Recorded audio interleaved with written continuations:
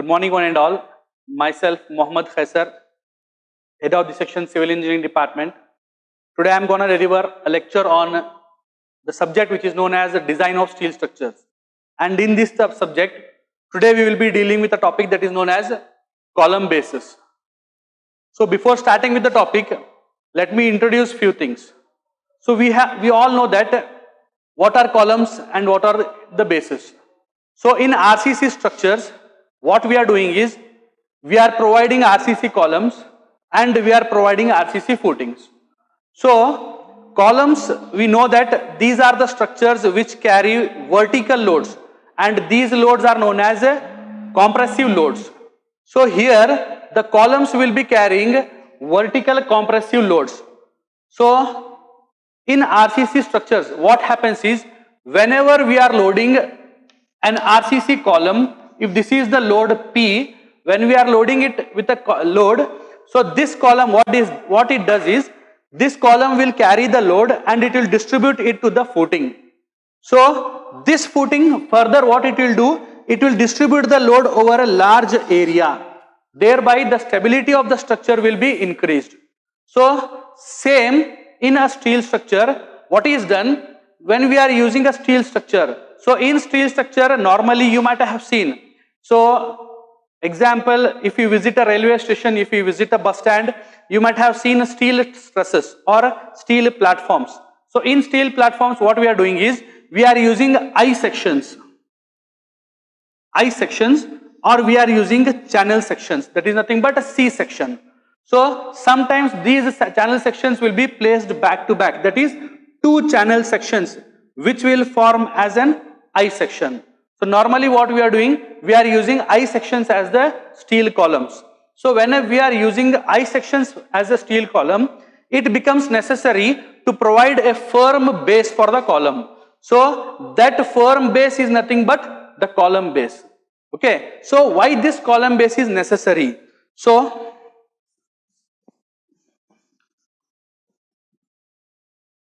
when we are using a steel column, if it is an I section, the plan I will show it here.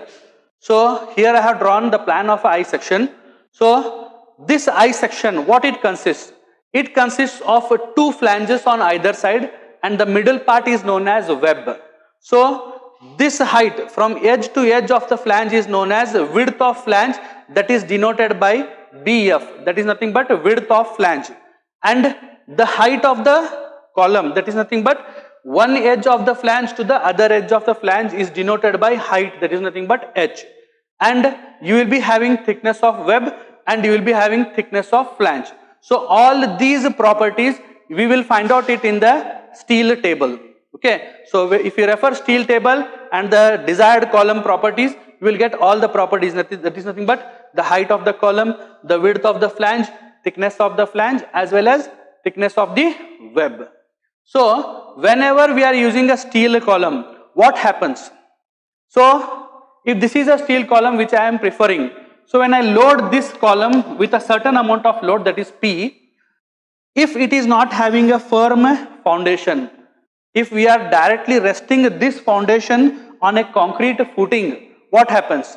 Because of its sharp edges, as I have told, it will be having thickness. So this is nothing but thickness of flange. Because of these sharp edges, the columns starts punching into the foundation. The column starts sinking or punching into the foundation. So to avoid this sinking or punching, what we are doing is it becomes necessary to provide a firm base. That is nothing but known as column base. So this firm base, whichever we are providing, is known as column base. So to avoid the sinking of the column and punching action, we have to provide a plate. That plate is nothing but known as column base. Okay. So this column base is nothing but it is provided using a plate. That plate may have different thickness. So the thickness of the plate, it depends on the type of loading as well as the type of the design which we are preferring. So after coming to know what are column bases, let me deal with the types of the bases.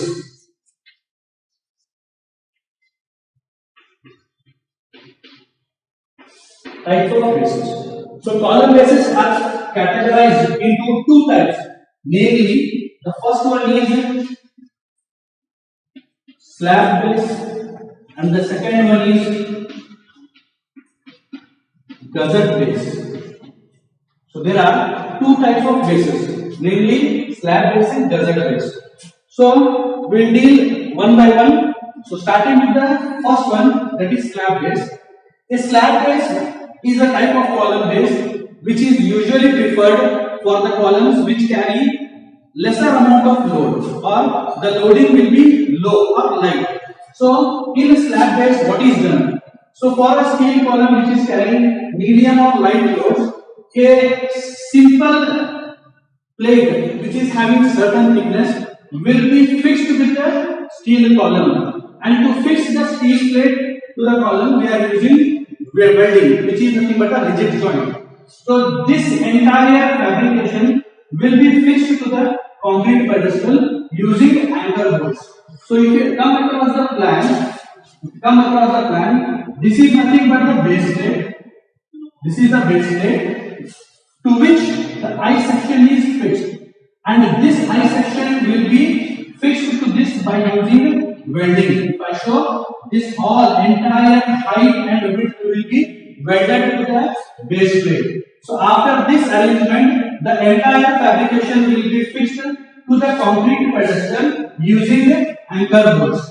So anchor bolts are nothing but the bolts which will be having the diameter varying from 20 mm, 22 mm, 25 mm. It depends on the type of the column, type of the loading, and the main factor is the type of the design.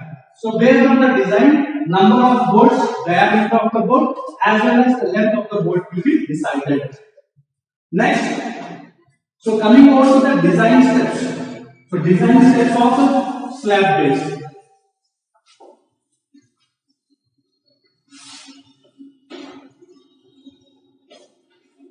So slab base is an important topic, and a fixed question in every question paper will be asked for 10 to 15 marks. So it is nothing but a compulsory question in your question paper which will be carrying 10 marks or 15 marks. So design steps of slab base. So the design steps include various steps. So starting one by one. So in the design step, so how you have to start with the problem. So the step number one, you will be given in the question paper different details. That is nothing but load will be given, then characteristic strength of the concrete will be given, pressure will be given. So using those given details, you have to start with the steps. The step number one is determine the bearing strength of concrete. So bearing strength of concrete is given by 0.45 into FCK, and this formula you will get it in IS 800-2007. So no need of mugging up the formulas. The formulas are already mentioned in the IS 800, which is directly permitted to your annual exams. So the bearing strength of the concrete, it is given by a formula that is nothing but 0.45 into FCK, where FCK is the characteristic strength of the concrete. And if it is not given, you can assume it as 20 Newton per mm square. Or if it is given, the same value has to be used. And after determining the bearing strength, you have to go to step number 2. Step number 2 is determine the area of base plate required. So the size of the base plate required you have to determine. So for determining the area, so the formula is area required is equals to PU divided by bearing strength. That is nothing but bearing strength is given by 0.45 into FCK. So this formula will become PU divided by 0.45 into FCK, where PU is factored load. Sometimes in the question paper, factored load will be given, or sometimes axial load will be given. If it is given as axial load, you convert it into factored load. So factored load, how you are calculating? It is nothing but 1.5 times of given load. So whatever load will be given, to that load you have to multiply it by factor of safety, that is nothing but 1.5, to convert the given load into factored load. After determining the area required and calculating the area provided, Now what we are doing? We are selecting the step number 3. Step number 3, what we have to do? Select suitable size of the base plate. So you have to select the suitable size of the base plate. So here what in this step what you have to do? Assume one dimension. Either you assume the width or you assume the depth. If suppose if this is the width B and this is the depth D. So you assume any one dimension. Either assume B or D. Then D is equals to area required divided by B. So what you have to do? Divide area required, whatever area required is there, divided by one dimension. If you are calculating D required, that is the depth required, so D is equals to area required by width. Width you should assume. So you will get D. So after that calculate the area provided. So area provided will be B into D. So remember, when you calculate this, whatever area provided you have calculated, it should be greater than the area required. Suppose if for example, if area required is 500, then after calculating this area provided should be greater than 500, then only you will be on the safer side and the design will be on the safer side. If this provided area is lesser than the area required, the design is not safe. You have to redesign the dimensions, that is nothing but width and depth. So after calculating the area provided, keep in mind that the area provided should be always greater than the area required. So after calculating area provided, the next step is calculate the pressure. So you have to calculate the pressure. So here pressure is denoted by W, small w. So pressure, it is given by an equation, that is pressure is equals to Pu divided by area provided. So here Pu is nothing but the factored load which will be given or you have to calculate, and area provided is whatever area you have provided. So you have calculated B and D, whatever area provided you will get, you have to determine area provided. So when you substitute this, you will get the value of pressure. So in this, the main factor is always the pressure should be less than the bearing strength. Whatever bearing strength is given in the problem, so that should be greater than the pressure, or the pressure calculated should be lesser than the bearing strength. Then only the design is safe. So now coming over to the step, next step, that is step number 4, thickness of base plate. You have to calculate the thickness of base plate. So to calculate the thickness of base plate, one equation is there. So here also no need of mugging up the equation. This equation is also given in IS 800-2007, page number 47, clause number 7.4.3.1. So this equation, it is given in IS 800-2007 and it is in the page number 47, clause number 7.4.3.1. In this page number, in this clause, you will find the formula. So this formula is nothing but TS, it is nothing but thickness of the base plate is given by 2.5 into W into A square minus of 0.3 B square into bracket gamma MO raised to 0.5 divided by Fy, and this should be greater than TF. So here A and B, so these values A and B are nothing but the projections. W, the pressure what you have calculated. Gamma MO is nothing but partial safety factor, that is taken as 1.10, and Fy is nothing but the yield stress. Yield stress sometimes it will be given. If not given, you can take it as 250, 415 or 500 depending on the type of steel. And the TF is nothing but thickness of the flange, which you will get from the steel table.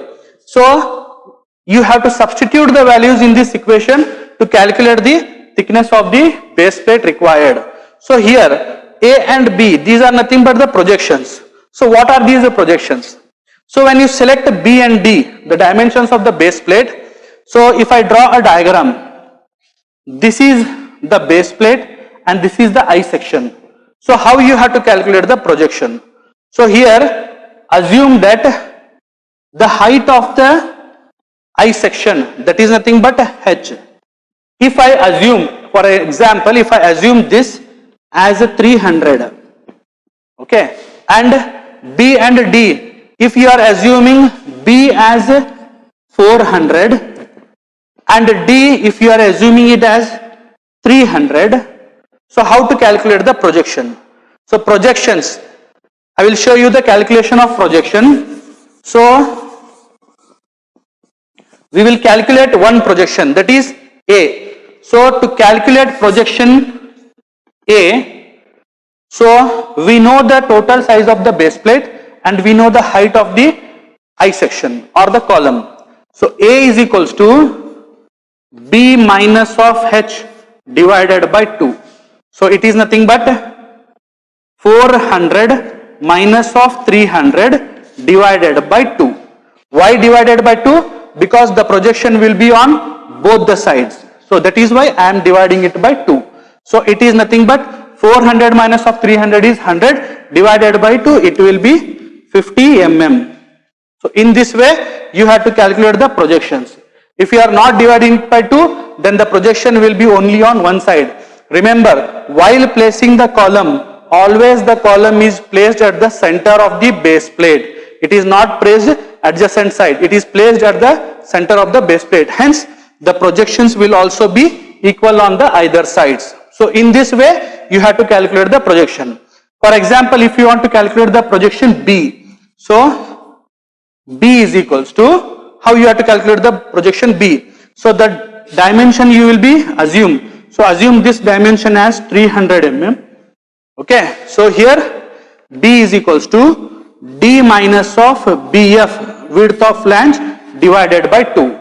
So width of flange is this, and this will be given in the steel table.